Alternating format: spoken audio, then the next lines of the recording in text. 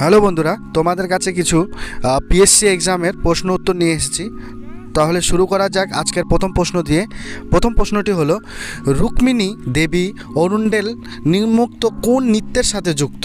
অপশনগুলি হলো Bharatanatyam, B Kathak, C Kathakali, D Kuchipudi. সঠিক উত্তরটি হবে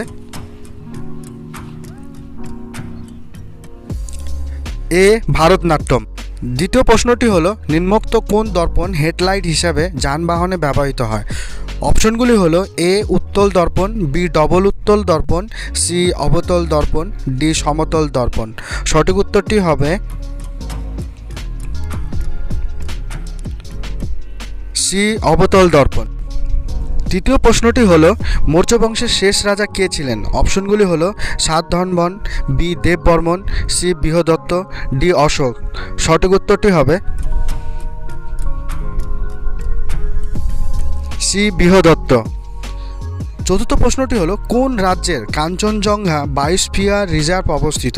অপশনগুলি হলো এ Kerala, B Jharkhand, C Himachal Pradesh, D Sikkim. সঠিক উত্তরটি হবে